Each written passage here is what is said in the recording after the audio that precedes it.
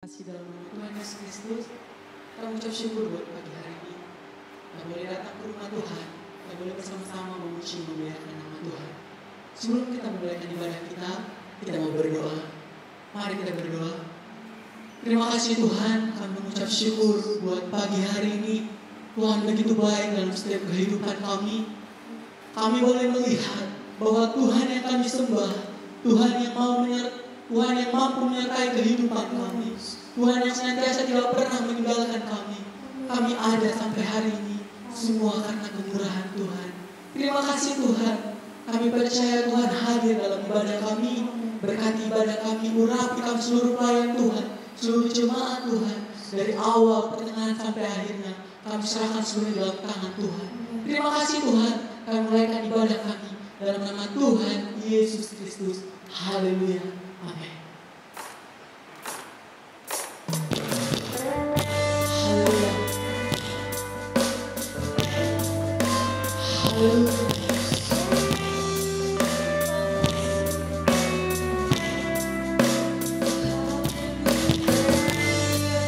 Terima kasih Tuhan. Haleluya.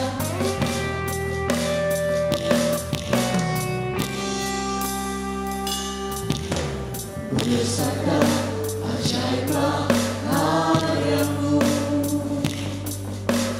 ada dan benarlah jalanmu,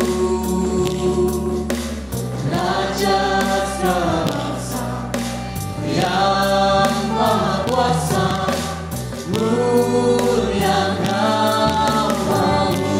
Besar dan ajaiblah karyamu Tuhan.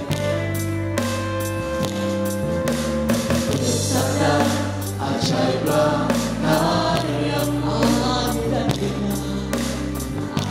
dan benarlah jalanmu.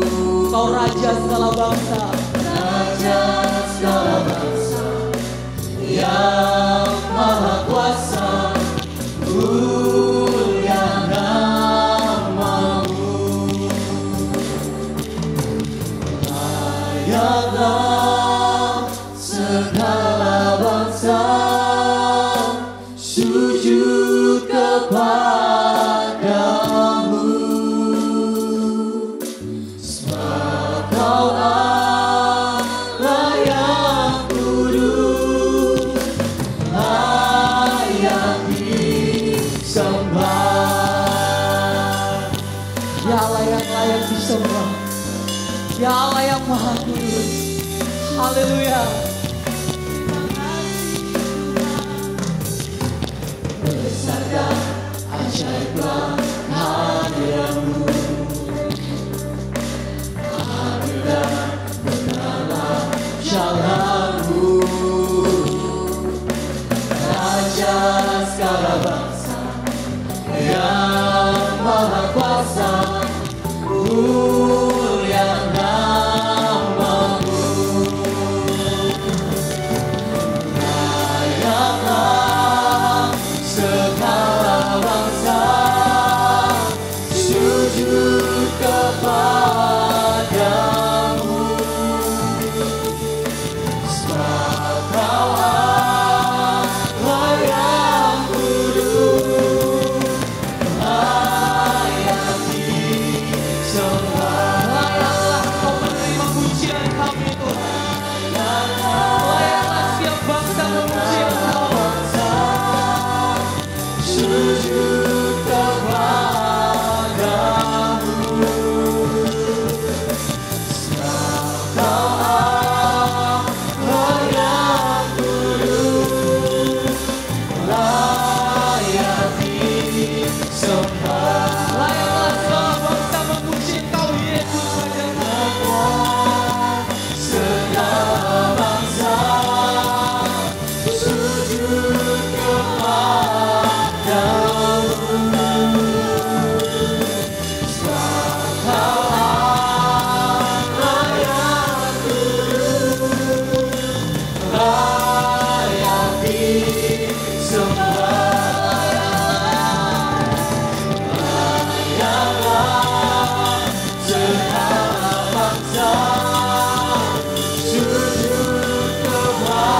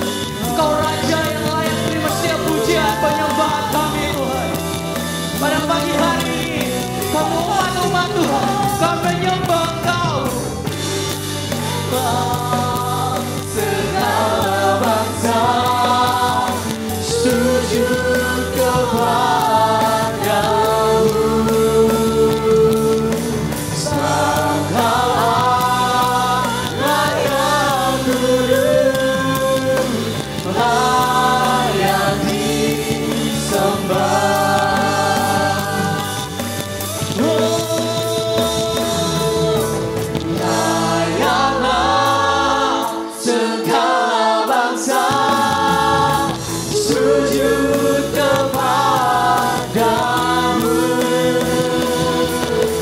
Sebab Kaulah layak kudus, layak disembah.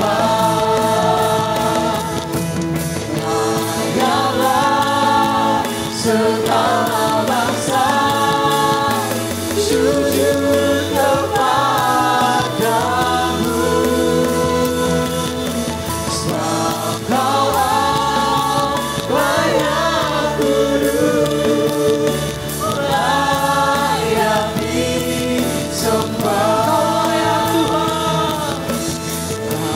Layaklah segala bangsa sujud kepadamu. Sebab Kaulah layak kudus, layak disembah. Kaulah layak kudus, layak disembah. Kaulah layak kudus, layak disembah. Haleluya. Haleluya. Puji Tuhan. Kita percaya bahwa Allah yang kita sembah adalah Tuhan yang besar. Amin. Kita mau berikan kemuliaan bagi nama Tuhan. Saudara semua kita bangkit berdiri. Kita mau memuji dan memuliakan nama Tuhan. Angkat suara. Kita mau agungkan Dia. Allah yang maha besar.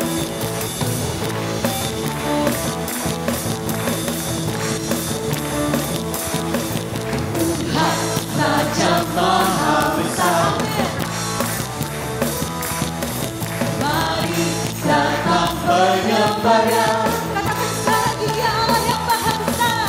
Tuhan saja maha besar. Mari datang penyembahnya. Yang mencipta dunia ini. Yang mencipta dunia ini, yang membentuk gunung-gunung, kehadirannya datanglah, nyanyi bersyukur padanya. Yang bersuka bernyanyilah, Dia bantu keselamatan, pujian Tuhan Raja Maha Besar. Tuhan hati. Kita katakan pujian ini. Mari datang penyembahnya. Sekali lagi, Tuhan Raja Maha Besar. Raja Maha Besar. Kami mau datang menyembah Kau Tuhan. Mari datang menyembahnya. Sekali lagi, Tuhan Raja Maha Besar. Tuhan Raja Maha Besar. Haleluya. Mari datang menyembahnya. Tuhan Raja Maha Besar. Tuhan Raja Maha Besar. Mari datang menyembahnya. Yang mencipta dunia ini. Yang mencipta dunia ini, yang membentuk gunung-gunung, kehadirannya datanglah, nyanyi bersyukur padanya. Dengan bersuka bernyanyilah, Dia bantu keselamatan, pujian Tuhan Raja Maha Besar. Katakan Dia mencipta segalanya. Amin. Dia membentuk gunung-gunung, kehadirannya datanglah, nyanyi bersyukur padanya. Dengan bersuka bernyanyilah, Dia bantu keselamatan, pujian Tuhan Raja Maha Besar. Sekali lagi, Dia mencipta dunia ini, Dia membentuk gunung-gunung, kehadirannya datanglah, nyanyi bersyukur padanya. Dengan bersuka bernyanyilah, Dia bantu keselamatan,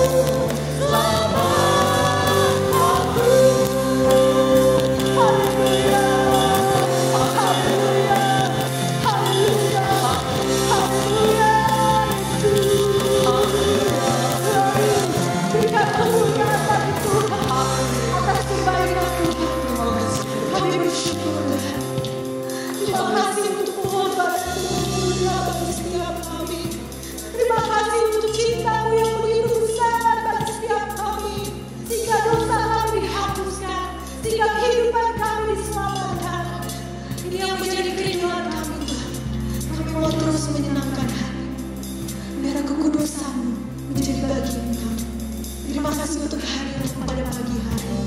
Biar setiap pujian penyembahan kami boleh berbau harum di hadapan. Terima kasih Tuhan, terima kasih. Tidak dapat kami membalas setiap kebaikan-Mu di dalam kehidupan kami. Tidak dapat kami membalas setiap pengorbanan bagi setiap kami. Biarlah Tuhan, kami terus menyenangkan hati-Mu. Tuhan Yesus, ini hati kami, ini hidup kami. Kami siap diisi dengan kebenaran firman-Mu. Berbicara Engkau pada pagi hari ini. Berbicara bagi setiap kami, sehingga kami yang haus akan kebenaran-Mu dipuaskan. Kami yang lemah boleh dikuatkan. Biarlah firman-Mu boleh menjadi jawaban bagi setiap kami. Urapi hamba-Mu, biar setiap perkataan firman yang keluar dari mulut hamba-Mu senantiasa berasal daripada-Mu dan berkuasa memberikan jawaban bagi setiap kami. Kami bersyukur Tuhan, hanya di dalam nama Tuhan Yesus Kristus kami berdoa. Haleluya. Amin.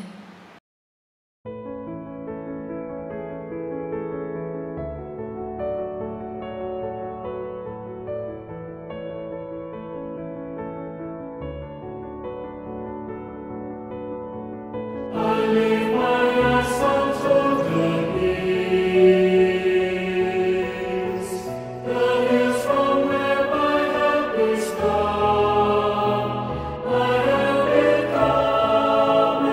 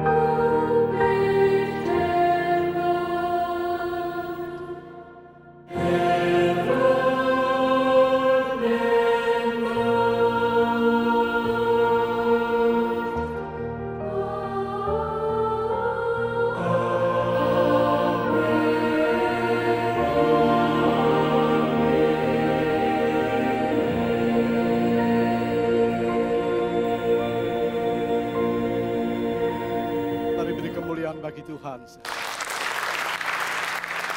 Baru saja kita saksikan paduan suara Universitas Petra Surabaya, di mana anak kami Billy tergabung dalam paduan suara ini. Mereka punya visi dan misi untuk memenangkan jiwa, mengkuatkan banyak orang bagi kerajaan sorga. Oleh karena itu kita dukung mereka di mana Tuhan berikan mereka talenta, supaya dengan talenta apa yang mereka terima dari Tuhan, mereka pakai untuk kemuliaan namanya. Amin. Haleluya. Segala hormat, kemuliaan hanya bagi Tuhan kita Yesus Kristus. Dia Tuhan segala Tuhan. Dia Raja segala Raja. Dia Kepala gereja dan dia akan datang kembali menjemput saudara dan saya yang percaya kepadanya dan menjadi pelaku firman-Nya. Tema khotbah hari ini, Minggu 1 November 2020, tetaplah berselancar. Tetaplah berselancar. Apa artinya tetaplah berselancar? Dan siapa yang harus berselancar? Siapa yang harus berselancar? Lalu mengapa harus berselancar? Dan apa sebabnya tidak boleh berhenti berselancar? Lalu apa yang diterima jika orang mampu terus berselancar? Lalu apa akibatnya jika orang berhenti berselancar? Ayat pokok kita terambil dalam kitab Efesus pasal 6 ayat 10 yang berkata demikian. Akhirnya hendaklah kamu kuat di dalam Tuhan, di dalam kekuatan kuasanya. Akhirnya hendaklah kamu kuat di dalam Tuhan, di dalam kekuatan kuasanya. Jadi Tuhan ingin kita anak-anaknya, orang percaya kuat di dalam Tuhan. Maksudnya iman kita kuat di dalam Tuhan. Bukan kuat dengan kekuatan diri kita atau dengan kemampuan kita. Tapi kuat karena kekuatan Tuhan, kuasa Tuhan yang ada dalam diri kita orang-orang yang percaya. Artinya tidak mudah dilemahkan. Tidak mudah lemah atau dilemahkan, tapi tetap maju dan mampu berselancar. Nah, apa artinya? Mari kita lihat lebih dahulu apa arti selancar. Nah, sudah bisa melihat gambar selancar? Selancar ini adalah sebuah olahraga yang biasanya berlangsung di atas ombak yang tinggi. Berlangsung di atas ombak yang tinggi dengan menggunakan sebilah papan yang disebut papan selancar. Nah, papan ini sebagai alat untuk bermanuver di atas ombak dengan menggunakan tenaga arus ombak di bawahnya itu akan mendorong dia. Dengan menggunakan papan selancar, maka seseorang akan dapat berselancar di atas air dan dia tidak tenggelam. Artinya dia mampu menaklukkan ombak yang datang kepadanya. Nah, orangnya disebut peselancar. Jadi orang yang mengemari olahraga selancar ini disebut peselancar. Berapapun besar dan tingginya gelombang atau ombak, maka seorang peselancar yang mahir atau handal, maka dia akan terus mampu berada di atas gelombang atau ombak dan tidak terjatuh atau tenggelam. Dan peselancar yang mampu menaklukkan ombak yang besar atau gelombang yang mengganas sekalipun adalah seorang pelancar, adalah seorang peselancar yang telah mahir berselancar. Nah, untuk menjadi seorang peselancar yang mahir ada beberapa hal. Ada beberapa hal yang diperlukan seorang peselancar. Yang pertama, bisa berenang. Harus bisa berenang. Seorang peselancar dia harus bisa berenang. Sebab tanpa berenang tidak mungkin dia berani berselancar di laut. Karena dia bisa tenggelam. Lalu yang kedua, dia harus punya kemauan dan keberanian. Jadi tanpa kemauan, tanpa keberanian, tidak mungkin seseorang akan menjadi seorang peselancar. Tidak mungkin. Karena yang dia hadapi adalah ombak, ombak di lautan. Kalau dia tidak punya keberanian, dia penakut, maka pasti dia tidak akan menjadi seorang peselancar. Kadang-kadang ombak itu bisa datang, tingginya bisa beberapa meter, bahkan puluhan meter.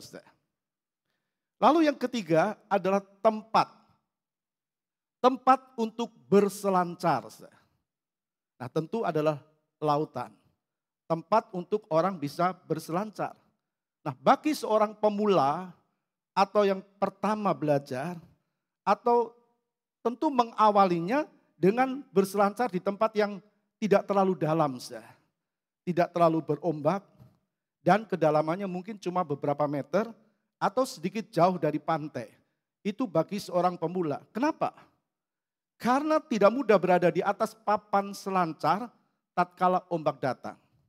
Jadi harus ada tempat untuk berselancar. Yang keempat, yang tidak kalah pentingnya adalah papan selancar. Nah, seperti ini bentuknya. Papan selancar ini adalah sejenis kayu atau ada yang terbuat dari fiberglass. Ada yang terbuat dari fiberglass atau fiberglass yang bentuknya lonjong, pipih. Tapi ujungnya setengah lingkaran dan kuat. Nah sebab apa? Sebab itu dipakai untuk tumpuan kaki si pelancar.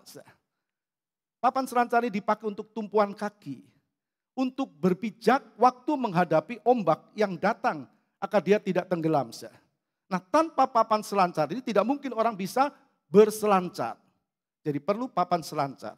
Lalu yang kelima tentu membutuhkan ombak dan gelombang. Ombak dan gelombang. Ombak dan gelombang sangat diperlukan untuk seseorang berselancar. Sebab ombak itu akan mendorong orang mampu berada di atasnya dengan tetap berada pada papan selancar. Maka tanpa ombak, maka dia tidak akan menjadi seorang peselancar. Dan yang tidak kalah pentingnya lagi adalah pelatih. Pelatih. Meskipun bisa berenang tadi dikatakan, punya kemauan, keberanian, ada tempat untuk berselancar, punya papan selancar, ada laut yang berombak. Tapi kalau tidak ada pelatih, maka seseorang tidak akan mahir atau tidak akan handal dalam berselancar. Bahkan bisa membahayakan keselamatannya. Begitu pula secara rohani. Begitu pula secara rohani. Semua kita, semua orang percaya yang masih hidup di dalam dunia ini, yang percaya kepada Yesus, masih ada di dunia, tepatnya ada di lautan dunia ini. Kadang-kadang kan kita tidak sangka, tiba-tiba kita dengar berita, atau kita mengalami seperti sekarang, pandemi COVID-19. Dunia seperti ombak di lautan, yang kadang tenang, kadang menghanyutkan.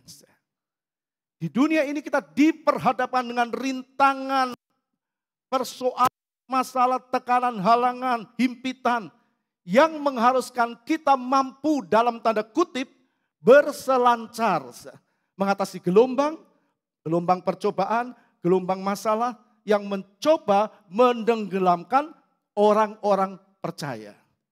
Ada banyak orang percaya yang tidak mengerti dan ditenggelamkan dengan masalah. Saudara, kita melihat Tuhan menginginkan kita kuat di dalam Tuhan. Oleh karena itu tadi kita melihat menjadi seorang peselancar yang pertama harus bisa berenang. Tentu dalam tanda kutip. Untuk menjadi seorang peselancar rohani yang mampu berada di atas ombak gelombang, maka seorang anak Tuhan dia harus bisa berenang dalam tanda kutip. Berenang dalam tanda kutip. Kita bertanya, kenapa harus bisa berenang? Tentu jawabnya supaya kita tidak tenggelam. Begitu juga secara rohani. Supaya kita tidak ditenggelamkan oleh berbagai macam persoalan dalam dunia ini. Masalah, tekanan, pencobaan yang dipasang oleh iblis. Supaya kita tidak tenggelam. Agar kita tidak mengandalkan kekuatan diri, tapi mengandalkan Tuhan. Hendaklah kamu kuat di dalam kekuatan kuasanya. Bagaimana caranya supaya kita bisa menang? Ya harus berenang. Berenang. Artinya tidak mengandalkan kekuatan kaki. Kaki kebenaran diri. Orang berpijak dengan kebenaran diri. Tapi berenang kata firman. Yehezkiel 47 ayat 5 berkata begini.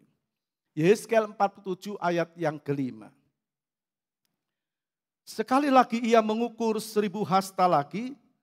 Sekarang air itu sudah menjadi sungai, di mana aku tidak dapat berjalan lagi, sebab air itu sudah meninggi, sehingga orang dapat berenang, suatu sungai yang tidak dapat diseberangi lagi. Jadi kita membaca dalam Yehezkiel 47 ayat 5, waktu diukur, maka air itu sudah meninggi. Sehingga orang dapat berenang. Suatu sungai yang tidak dapat diseberangi lagi. Artinya apa? Artinya hidup ini harus ikuti aliran atau pimpinan Roh Kudus. Harus ikuti pimpinan Roh Kudus dan firman. Jangan ikuti kemauan diri atau kemauan orang lain. Dalam menghadapi masalah persoalan hidup, kita bisa kuat dan tidak tergoyahkan. Kalau kita dipimpin oleh pelatih kita, adalah Roh Kudus, dan kita berdiri dalam kebenaran firman, maka kita akan kuat. Coba kita baca ayat 3 dalam Yehezkiel 47, ayat 3. Sedang orang itu pergi ke arah timur dan memegang tali pengukur di tangannya. Ia mengukur 1000 hasta dan menyuruh aku masuk dalam air itu, maka dalamnya sampai di pergelangan kaki. Jadi waktu diukur pertama kali sampai di pergelangan kaki. Lalu kita membaca selanjutnya sampai di lutut.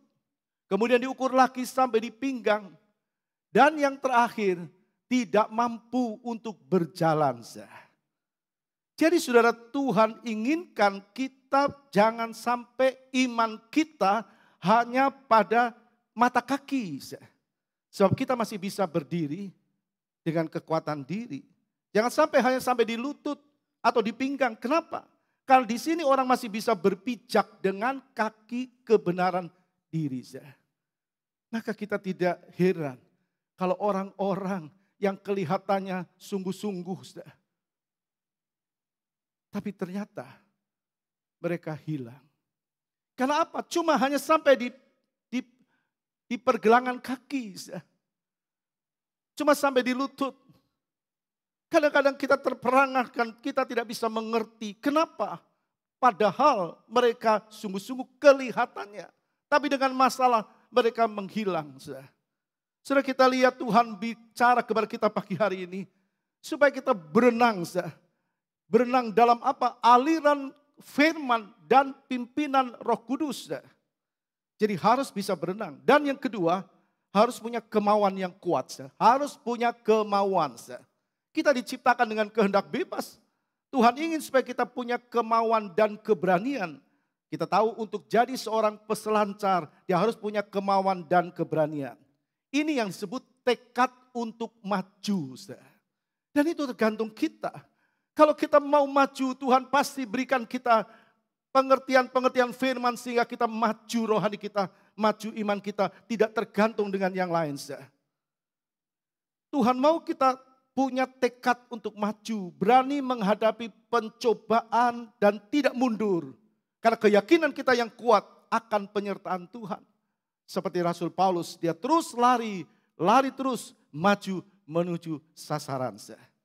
Mengapa harus punya kemauan dan keberanian? Walaupun dituntun oleh Roh Kudus, dipimpin oleh Roh Kudus, diingatkan oleh firman, tapi kalau seseorang tidak punya kemauan untuk diingatkan, tidak mau punya keinginan untuk diingatkan firman, tidak punya keinginan untuk maju, mana mungkin dia bisa maju? Maka dia sulit untuk menghadapi ombak dan gelombang persoalan dalam hidup ini. Dan tidak heran kalau ada banyak orang yang tinggalkan Tuhan karena persoalan persoalan, masalah, rintangan, himpitan, tantangan dalam dunia ini. Roh Kuduslah yang menjadi pelatih kita supaya kita kuat, supaya kita tetap maju di dalam Tuhan. Tapi kalau kita tidak mau dilatih, kalau orang Kristen tidak mau dilatih oleh Roh Kudus, tidak mau dengar firman Tuhan, tidak mau perhatikan firman, tidak mau jadi pelaku firman, ya dia tidak pernah akan maju di dalam Tuhan. Yang ketiga, harus ada tempat berlatih. Di mana tempat berlatih untuk seorang peselancar? Ya di lautan. Dalam tanda kutip. Ini bicara di tempat penggembalaan. Bicara gereja lokal. Di sini kita dididik oleh Tuhan. Saudara dan saya kita dididik oleh Tuhan, oleh firman, dipimpin oleh Roh Kudus. Bukan berarti tidak ada masalah, tidak ada persoalan. Tetap ada persoalan selama kita ada di lautan dunia ini ada persoalan. Tapi di mana kita berada Tuhan didik kita. Jadi gereja lokal ini tempat orang percaya digembalakan, dituntun, dibimbing, dinasihati dengan firman. Firman yang menasihati. Dituntun, dibimbing, dinasihati oleh firman supaya mampu menghadapi gelombang-gelombang yang ada di dunia ini yang dahsyat sekalipun. Artinya didewasakan secara rohani. Dalam Yeremia 3 ayat 15. Yeremia 3:15. Aku akan mengangkat bagimu gembala-gembala yang sesuai dengan hatiku. Gembala-gembala. Ada gembala yang Tuhan tempatkan. Kenapa Tuhan melantik gembala? Kenapa Tuhan menempatkan gembala dalam gereja lokal? Mereka akan menggembalakan kamu dengan pengetahuan dan pengertian. Digembalakan dengan pengetahuan firman. Dengan pengertian firman tidak bergantung kepada manusia, tapi bergantung kepada Tuhan. Nah, dalam sebuah penggembalaan orang akan dituntun dengan pengetahuan firman dan pengertian firman. Supaya apa? Supaya tidak ditenggelamkan oleh persoalan, masalah, rintangan, dan sebagainya. Jadi anak Tuhan tentu adalah domba miliknya Tuhan. Kita adalah miliknya Tuhan, siapapun kita adalah miliknya Tuhan. Tapi yang tidak bisa hidup tanpa digembalakan. Maka Tuhan menemukan Daud seorang yang berkenan di hatinya. Menjadi seorang gembala. Kali Tuhan juga angkat gembala dalam sebuah gereja lokal. Jadi tempat di mana orang berselancar, gereja lokal. Yang keempat kita perlu papan selancar. Papan selancar, tadi kita sudah melihat gambarnya. Bentuknya sederhana, lonjong, pipih, ujungnya setengah lingkaran. Tapi kuat. Tidak apa sederhana. Tuhan tidak melihat keadaan luar kita. Sesederhana pun kita. Tapi Tuhan mau kita punya iman yang kuat. Asal kuat iman kita. Tuhan tidak lihat luarnya tapi dalamnya. Iman kita harus kuat. Papan selancar itu bicara iman kita. Perjalanan hidup ini harus bertumpu di atas iman. Bukan di atas kebenaran diri sendiri. Bukan berpijak pada kaki kebenaran diri sendiri. Bukan berpijak kepada orang lain. Bukan. Perjalanan hidup ini harus bertumpu di atas iman yang bersandar pada kebenaran firman. Iman bersandar kepada kebenaran firman itu yang memampukan saudara dan saya. Kita berada di atas persoalan dan masalah dan menang. Tanpa memiliki iman. Maka orang kan gampang dihempaskan dengan gelombang kehidupan ini. Jadi kita butuh papan selancar. Yang memungkinkan kita tetap berada di atas ombak dan gelombang. Itu bicara persoalan. Masalah dalam hidup ini. Ini yang membuat kita mampu mengatasi derasnya ombak atau kuatnya gelombang kebencian, dendam, iri hati, fitnah, akar pahit, tidak bisa mengampuni dan sebagainya. Itu di mana? Bukan cuma di luar, tapi kadang-kadang ada di dalam orang-orang yang tidak sungguh-sungguh. Mereka tetap diikat dengan hal-hal yang ada di dunia ini. Ada kebencian, dendam, iri hati, fitnah, akar pahit, tidak bisa mengampuni dan sebagainya. Itu bagaikan gelombang dan ombak. Kita harus kuat. Kita lihat perhatikan sosok Yusuf. Kenapa Yusuf mampu, kenapa katakan dia mampu tidak membalas jahat dengan jahat? Kenapa Yusuf tidak membalas jahat dengan jahat? Kenapa Yusuf tidak marah waktu dia difitnah? Artinya dia tidak marah waktu dia difitnah. Kenapa? Namanya dijual, dia tidak melakukan. Tapi dibilang dia melakukan oleh istri Potifar. Kenapa Yusuf tidak membalas? Karena Yusuf punya papan selancar dalam tanda kutip. Iman yang kuat. Yusuf tidak diberhentikan oleh gelombang. Tepatnya gelombang tidak bisa memberhentikan Yusuf. Gelombang yang menerpa hidupnya. Dia terus berselancar. Mampu melewati gelombang. Ini yang Tuhan mau. Amin. Beri kemuliaan bagi Tuhan. Ini yang Tuhan mau ada pada saya dan saudara, ada pada kita. Artinya kita mau terus mampu berselancar.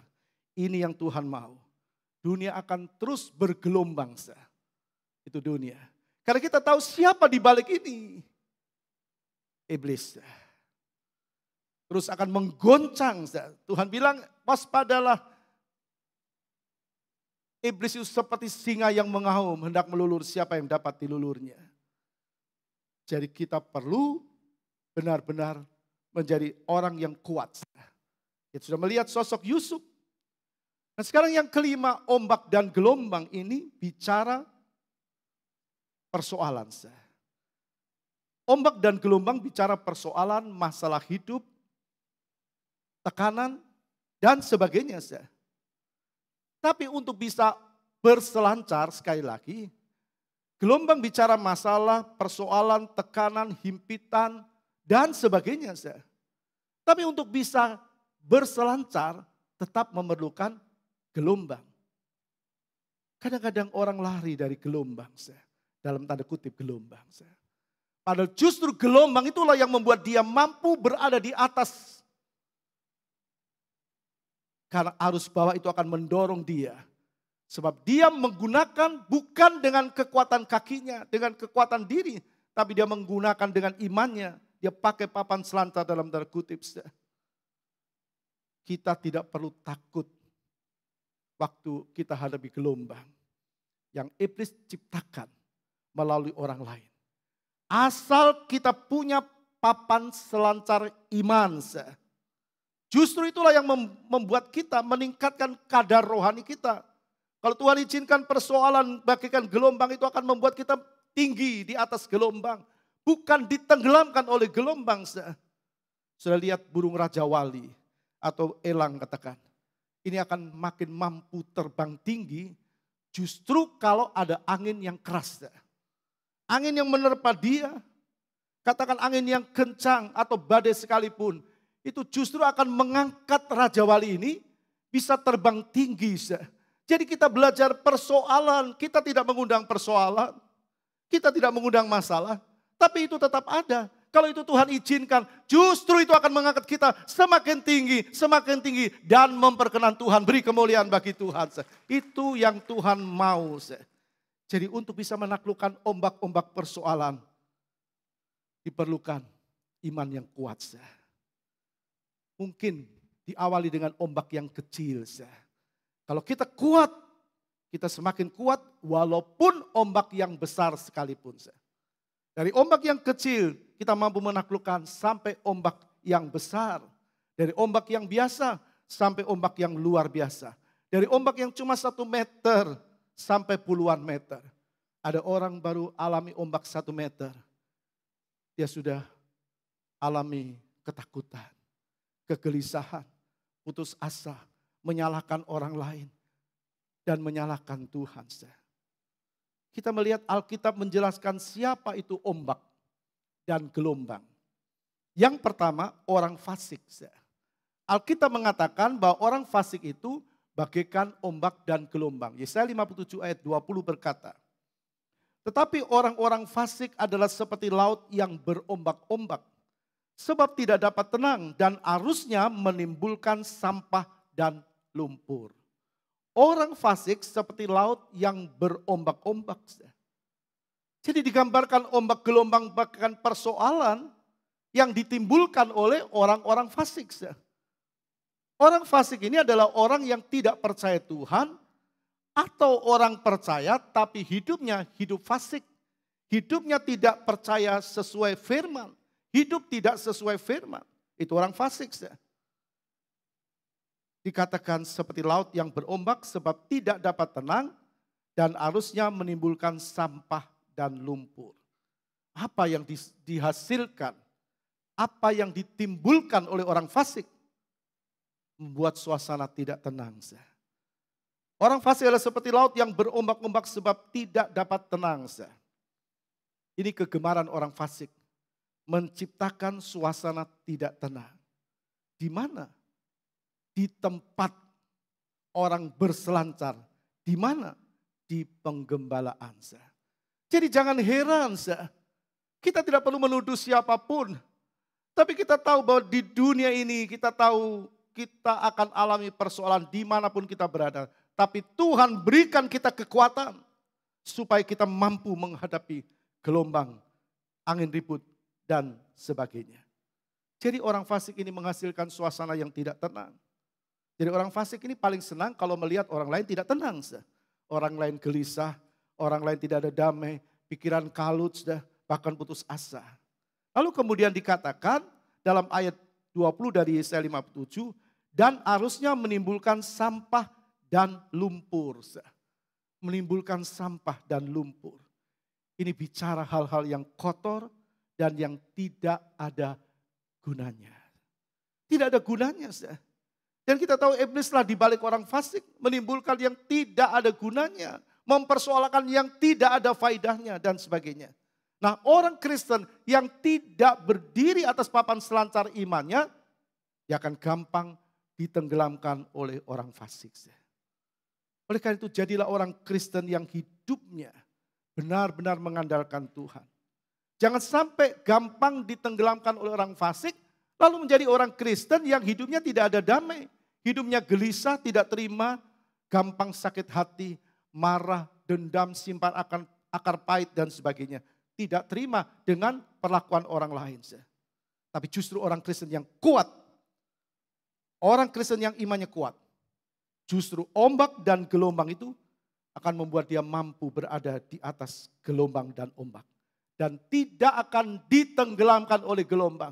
Tidak akan ditenggelamkan oleh persoalan. Orang fasik, kita bisa melihat tadi, menimbulkan hal-hal yang tidak ada gunanya. Lalu kita melihat yang kedua, siapa orang fasik? Yang kedua kita lihat Yudas ayat 13a berkata begini. Mereka bagaikan ombak laut yang ganas, yang membuihkan keaiban mereka sendiri.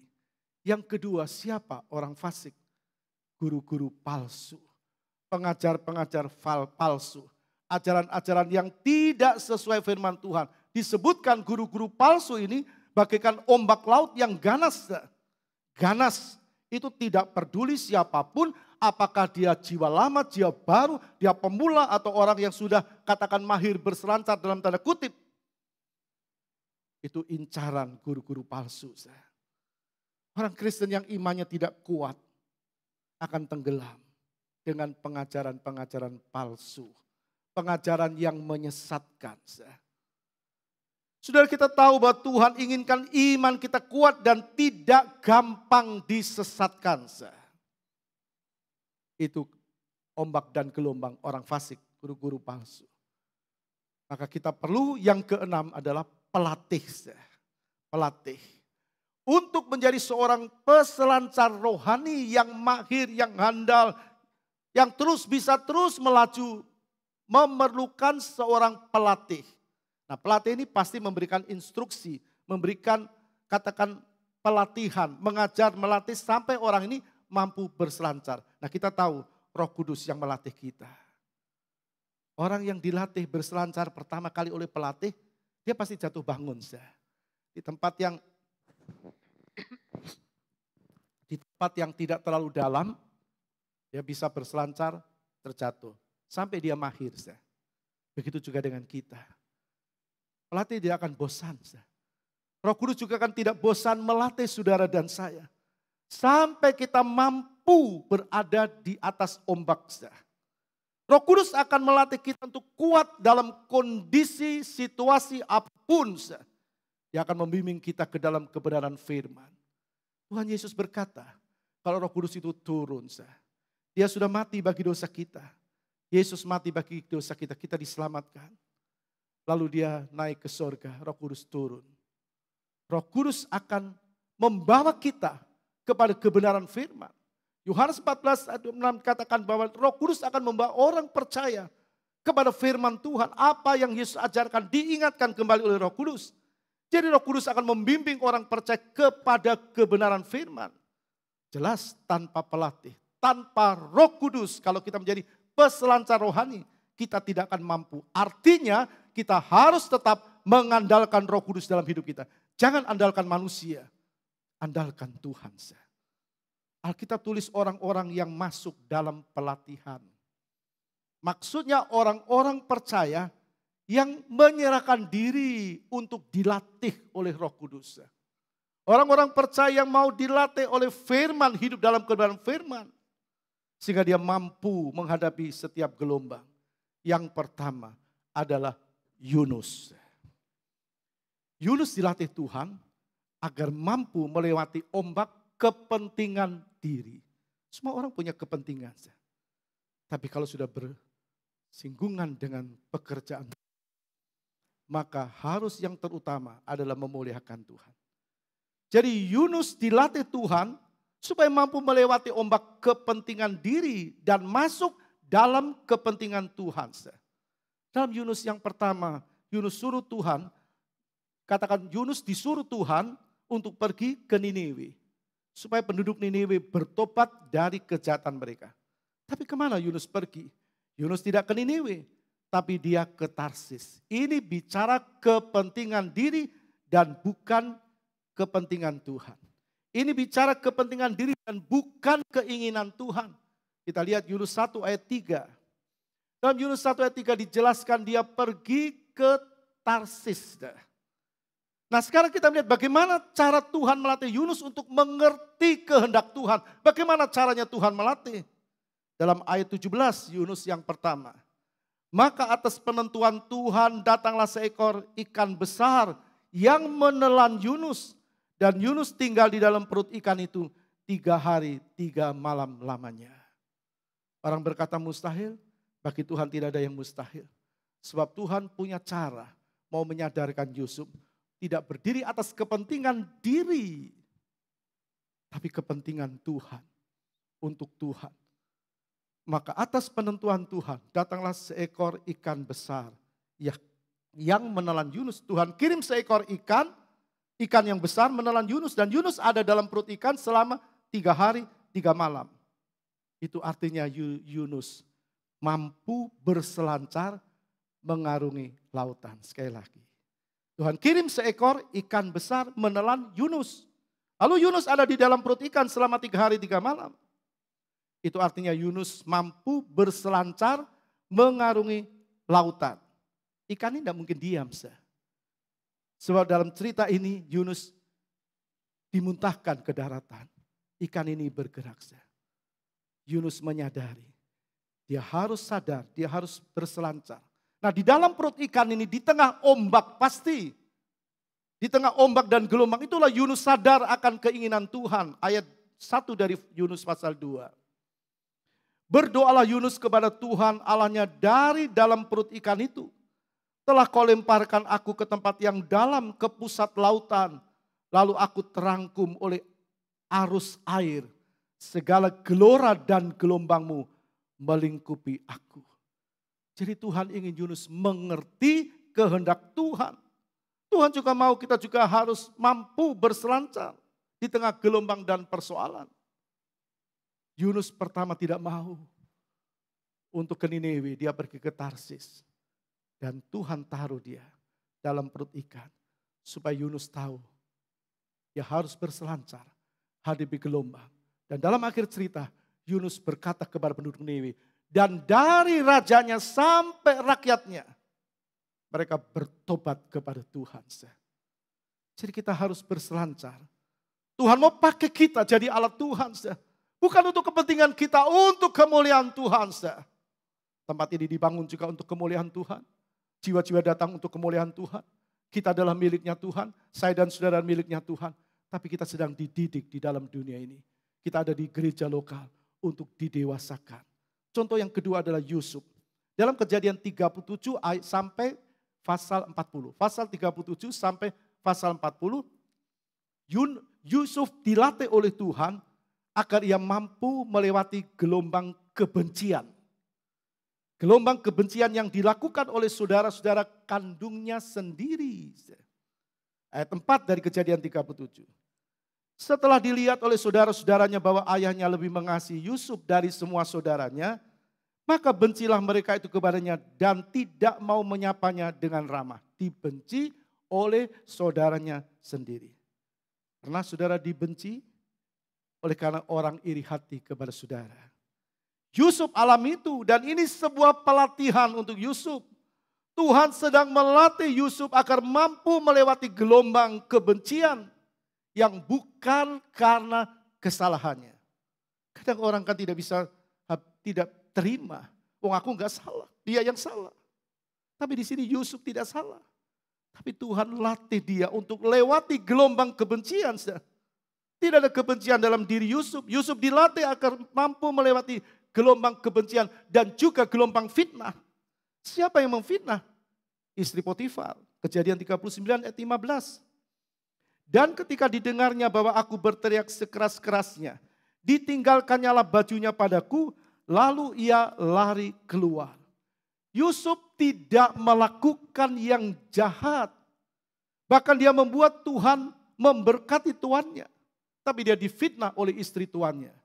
Istri tuannya berkata kepada suaminya, orang Ibrani ini mau mempermainkan aku. Padahal Yunus tidak lakukan itu. Justru yang dilakukan oleh Yunus bekerja dengan baik untuk tuannya. Untuk Potifar. Kita baca dalam Kejadian 39 ayat 5. Sejak ia memberikan kuasa dalam rumahnya dan atas segala miliknya kepada Yusuf, Tuhan memberkati rumah orang Mesir itu karena Yusuf. Sehingga berkat Tuhan ada atas segala miliknya, baik yang di rumah maupun yang di ladang. Justru karena Yusuf, tuannya diberkati oleh Tuhan. Pernahkah saudara membuat orang lain diberkati dengan doa saudara? Pernahkah saudara membuat orang lain diberkati dengan kebaikanmu? Tapi sebaliknya fitnah yang saudara terima. Ini pelatihan Tuhan. Agar saudara mampu berselancar di atas gelombang hidup ini. Jangan balas. Kita lihat contoh yang ketiga. Musa. Keluaran pasal 3 tentang Musa. Musa dilatih Tuhan masuk dalam rencananya.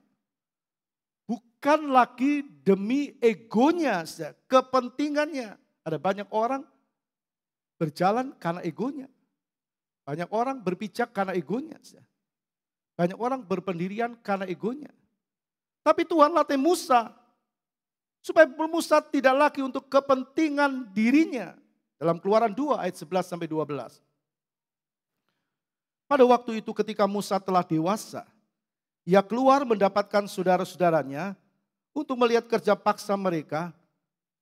Lalu dilihatnyalah seorang Mesir memukul seorang Ibrani. Seorang dari saudara-saudaranya itu. Yang menoleh ke sana sini dan ketika dilihatnya tidak ada orang, dibunuhnya orang Mesir itu. Dan disembunyikannya mayatnya dalam pasir. Musa diambil dari air, diangkat. Kita tahu kan cerita Musa. Lalu diangkat oleh putri Fir'aun. Dan sesudah dewasa dia ada di istana Fir'aun. Lalu satu waktu dia jalan-jalan keluar dan dia lihat. Bangsanya, orang Ibrani, dipukul oleh orang Mesir. Tapi Musa tidak terima. Lalu dia bunuh orang Mesir itu. Dan mayatnya disembunyikan dalam pasir. Apa Tuhan mau? Apa itu cara Tuhan? Tuhan pakai Musa dengan cara yang demikian? Membalas jahat dengan jahat? Tidak. Tuhan tidak pernah pakai orang yang balas jahat dengan jahat. Tidak akan dipakai Tuhan. Tuhan tidak mau hidup Musa untuk kepentingan diri. Bukan untuk kepentingan Tuhan, Tuhan tidak mau. Maka Tuhan melatih Musa masuk dalam rencana Tuhan. Keluaran 3 ayat 10. Jadi sekarang pergilah aku mengutus engkau kepada Fir'aun untuk membawa umatku orang Israel keluar dari Mesir. Bukan pembelaan diri. Tapi supaya Musa mengerti, dalam tanda kutip dia mampu berselancar menghadapi ombak-ombak kebencian dan sebagainya. Tuhan suruh Musa membawa orang Israel keluar dari tanah Mesir. Untuk siapa? Untuk kemuliaan Tuhan. Tuhan tidak mau bangsanya, miliknya, umatnya menjadi budak di Mesir karena kesalahan mereka. Diperhamba, diperbudak, diikat, terikat. Tuhan juga tidak mau orang percaya diikat dengan dosa. Tuhan tidak mau orang-orang lain terikat dengan dosa. Maka saudara diutus untuk apa? Keluarkan mereka. Bukan untuk kepentinganmu, bukan untuk kepentinganku. Tapi untuk kepentingan Tuhan. Supaya mereka sadar dan percaya kepada Tuhan dan menjadi pelaku-pelaku firman-Nya. Jadi Tuhan suruh Musa membawa umatnya keluar dari perhambaan Mesir. Tuhan latih Musa untuk peka dengan rencana Tuhan. Tuhan juga mau latih kita. Supaya kita peka dengan rencana Tuhan. Mari saudara, hidup kita mau dipimpin oleh Roh Kudus. Dia sebagai pelatih kita. Melatih kita dalam kebenaran firman. Supaya kita mampu berselancar. Mampu berada di atas ombak dan gelombang. Gelombang apapun yang ditimbulkan oleh orang-orang fasik. Gelombang apapun yang ditimbulkan oleh iblis. Kita mampu mengatasi gelombang kebencian. Gelombang akar pahit. Dendam. Tidak bisa mengampuni. Dan sebagainya dan sebagainya. Matius 8 ayat 26 bagian B berkata begini. Lalu bangunlah Yesus menghardik angin dan danau itu. Maka danau itu menjadi teduh sekali. Artinya apa? Kita tahu ada gelombang, ada persoalan, ada ombak dalam dunia ini. Dan kadang-kadang kita dihadapkan dengan ombak dan gelombang. Jangan hadapi dengan kebenaran diri. Berenang dalam tanda kutip. Ikuti aliran Roh Kudus. Hidup dalam pimpinan Roh Kudus. Andalkan Tuhan. Sebab hanya Tuhan yang mampu. Hanya Yesus yang mampu. Waktu Yesus berdiri. Dia berkata kepada angin ribut itu. Teduhlah engkau. Dan seketika itu juga danau itu menjadi teduh sekali. Andalkan Tuhan dalam setiap hidup kita. Tuhan berkati kita. Mari kita bangkit berdiri. Haleluya.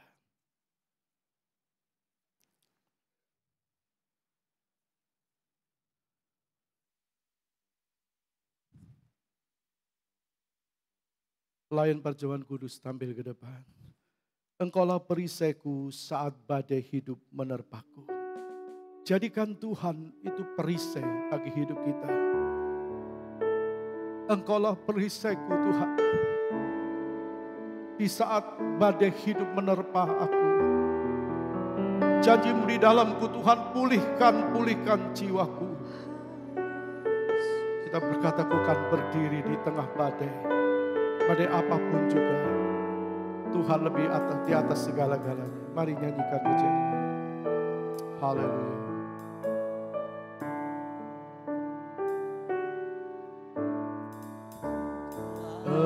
Engkaulah perisaiku saat badai hidup menerpaku. Firman-Mu di dalamku tenangkan jiwaku.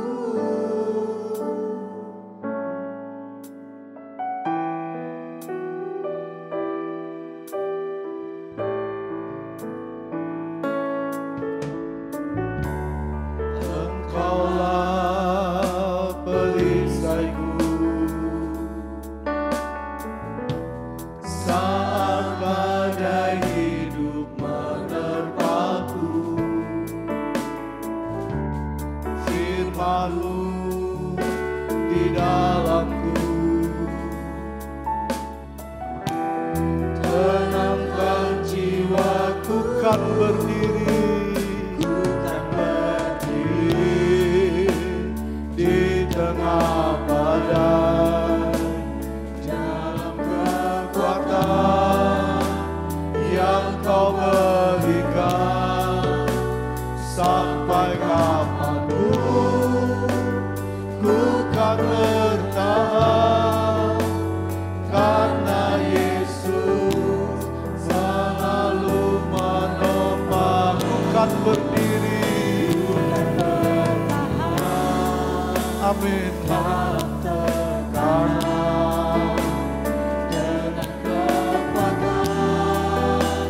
yang kau berikan, sampai kawanku tak tergoyahkan, karena Yesus selalu menopang.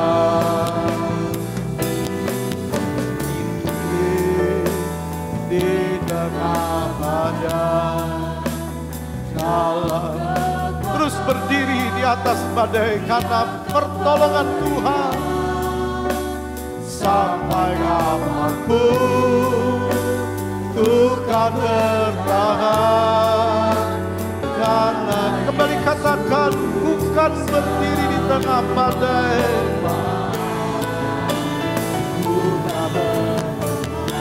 Bapak Edi Haryanto betul. Dengan kekuatan yang kau berikan, sampai kapanpun ku kan bertahan, karena Yesus selalu menopang. Ku kan berdiri di tengah badai, dengan kekuatan yang kau berikan, sampai kapanpun ku kan bertahan, karena Yesus selalu menopang. Ku tak bertahan dalam tekanan, dengan kekuatan yang kau berikan, sampai kapanpun tak tergoyahkan, karena Yesus selalu menopang hidupku. Kami yakin dan percaya Tuhan, Tuhan Yesus yang senantiasa menopang kami, Tuhan Yesus yang melatih kami, Tuhan Yesus yang akan terus melaksanakan tugas itu sampai kami kepada garis finish, bahwa sesungguhnya Tuhan tidak pernah meninggalkan kami. Barang sejenak, barang sebentar pun Tuhan akan senantiasa memelihara iman kami, sehingga kami akan tetap terus dapat berselancar masuk dalam gelombang-gelombang-Mu ya Tuhan. Meskipun banyak terpaan, meskipun banyak goncangan, meskipun banyak tantangan, meskipun banyak persoalan, tetapi kami punya Tuhan yang besar, Roh Kudus yang beradimitra dengan kami, yang akan tetap menjagai kami, melatih kami, menjadikan kami umat-umat yang lebih daripada orang yang menang. Terima kasih Tuhan. Kami yakin dan percaya firman-Mu akan terus, akan senantiasa kami masukkan dalam hati kami, untuk kami mau tetap berselancar, meskipun itu berat, meskipun itu mungkin menyusahkan dan menyulitkan kami, bahkan seolah-olah kami tidak dapat bernafas lagi karena tekanan. Tetapi lewat tekanan itu Tuhan tidak pernah tinggalkan kami, karena justru dalam tekanan tangan Tuhan yang kuat itu akan membawa kami kepada kemenangan lepas kemenangan. Karena kami tahu Tuhan Immanuel, Tuhan beserta kami. Kami tidak dibiarkan sendiri, tetapi kami bersama Tuhan. Kami akan berenang dalam gelombang yang besar. Kami akan berenang dalam rupa-rupa angin persoalan, tetapi kami berenang bersama Tuhan. Terima kasih Bapa, terima kasih buat firman-Mu. Biarlah hamba-Mu senantiasa Kau tambah-tambahkan, lipat gandakan ya Tuhan, hikmat dan marifat surga senantiasa menyertai hamba-Mu, sehingga hamba-Mu semakin Kau pakai dengan Tuhan, dengan roh hikmat dan wahyu, dapat menyingkapkan firman-firman-Mu, sehingga dapat kami masukkan dalam hati dan kami praktekkan dalam hidup sehari-hari kami. Terima kasih Tuhan. Dan jika sebentar kami akan makan dan minum tubuh dan darah Tuhan, mengingatkan akan 2000 tahun lebih yang lampau, bahwa Engkau sudah mati bagi kami. Sesungguhnya Engkau, oh Tuhan, sesungguhnya kami yang harus mati, karena upah dosa adalah maut. Tetapi Engkau menjadi pengganti saat Engkau ada di kayu salib, mengganti setiap dosa-dosa kami. Kutuk maut, kutuk dosa, kutuk setiap perhambaan-hambaan dosa. Semua itu sudah kau tanggung saat kau mengatakan tetelestai, sudah selesai. Dan itu sudah kau buktikan saat kau mati di kayu salib. Karena engkau sayang kepada kami umat manusia. Terima kasih buat pengorbananmu. Dan jika sebentar kami akan makan minum akan tubuh dan darahmu, suci dan kuduskan kami Tuhan, layakkan kami, sehingga berkat Tuhan yang akan menerpa, yang akan kami terima datangnya daripada Engkau. Para pelayan-pelayan-Mu ya Tuhan, yang akan membagikan oh Tuhan tubuh dan darah Tuhan. Tuhan urapi, Tuhan kuduskan. Demikian juga kami semuanya, supaya kami sama-sama boleh berlayak makan tubuh dan darah Tuhan. Sehingga untuk 1 bulan ini ikatan darah Yesus itu akan ada kembali. Oh Tuhan, aliran-aliran darah Yesus itu bersama kami. Adi mitra kami, Yesus Kristus, roh darah Kristus, roh Yesus Kristus itu akan menyertai kami. Sehingga dalam sebulan yang ke depan, kami dalam tuntunan Tuhan. Karena kami satu dengan Tuhan, menunggal dengan Tuhan. Terima kasih buat tubuh dan darah-Mu. Dan jika sebentar kami akan memakannya, oh Tuhan, suci dan kuduskan semuanya. Dan kami pinta di dalam satu nama, Tuhan Yesus Kristus yang sudah menjadi Tuhan dan Juru Selamat kami yang hidup. Amin. Bukan berdiri di tengah badai, dalam kekuatan yang Kau berikan, sampai kapanpun ku kan bertahan, karena Yesus selalu menopang. Ku kan bertahan dalam tekanan, dengan kekuatan yang Kau berikan, sampai kapanpun tak tergoyahkan, karena Yesus sekukan berdiri,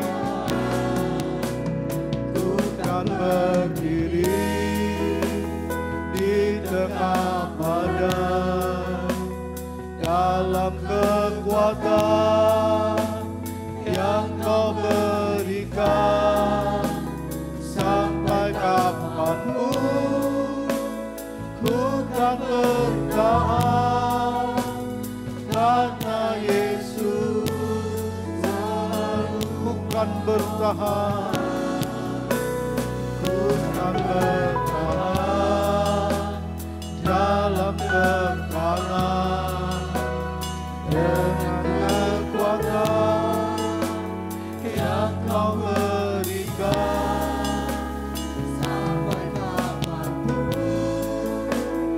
tak tergoyahkan, karena Yesus selalu menopang. Bukan berdiri di tengah badai,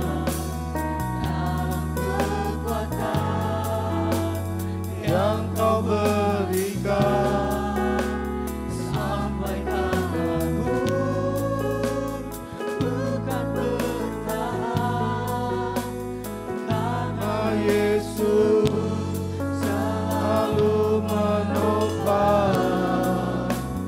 Bukan bertahan dalam tekanan, dengan kekuatan. Ada yang belum terlayani, silakan angkat tangan. Yang belum terlayani, silakan angkat tangan.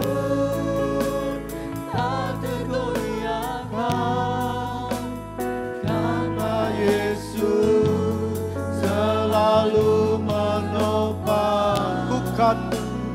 Bukan berdiri di tengah badai, kekuatan yang Kau berikan, sampai kapanpun bukan bertahan, karena Yesus selalu menopang.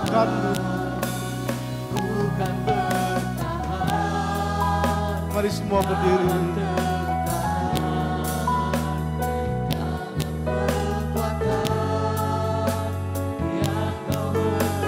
Angkat roti lebih tinggi dari kepala kita.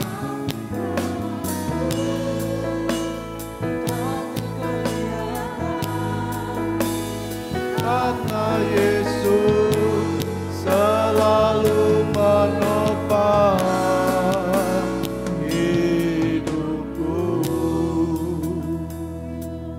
Bapa yang baik, kami bersyukur, berterima kasih kepadamu. Kembali pagi hari ini, kami memperingati kematian-Mu bagi dosa kami. Sebentar kami makan tubuh dan darah-Mu. Tubuh yang tercapik-capik. Darah yang tercurah buat pengampunan dosa kami. Kami berterima kasih Tuhan. Terima kasih Tuhan, terima kasih. Dan ketika mereka sedang makan, Yesus mengambil roti, mengucap berkat, memecah-mecahkannya, lalu memberikannya kepada mereka, kepada murid-muridnya dan berkata, ambillah, makanlah, inilah tubuhku. Kita makan dengan iman tubuh Tuhan dalam nama Bapa, Anak, dan Roh Kudus. Tuhan Yesus Kristus. Haleluya.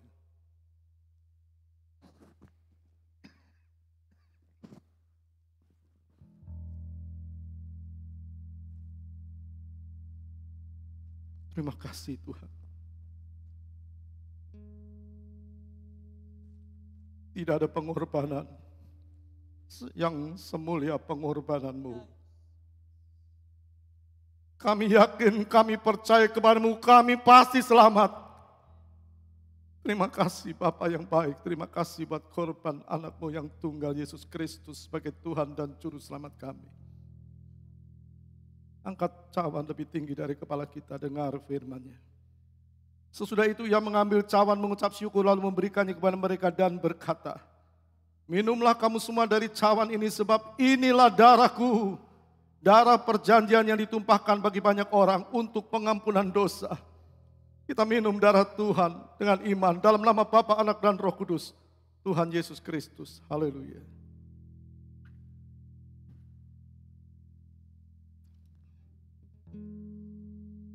Terima kasih Bapa yang baik, terima kasih. Kalau Engkau tidak mengasihi dunia ini,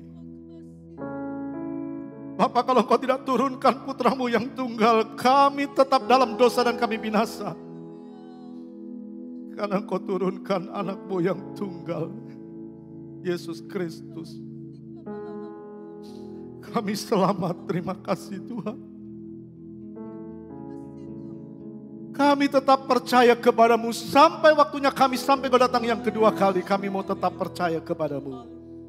Terima kasih Tuhan, terima kasih. Terima kasih Tuhan. Berkati seluruh umat-Mu di tempat ini. Tuhan, Engkaulah Allah yang menolong mereka. Menuntun langkah-langkah kami, anak-anak-Mu, supaya hidup kami memperkenankan Engkau selama-lamanya. Lindungi dalam perjalanan pulang, jauhkan dari mara bahaya. Tiba dengan selamat dan nama Tuhan dipuji, dimuliakan. Terpujilah Engkau ya Tuhan. Sekarang saudaraku yang dikasih Kristus, kita pulang dengan bawa berkat Allah Bapa, kasih sayang Yesus Kristus, dan persekutuan di dalam Roh Kudus, yaitu di dalam nama Tuhan Yesus Kristus. Pagi hari ini sampai Maranatha, Tuhan Yesus datang yang kedua kali. Semua yang percaya katakan amin. Silakan duduk.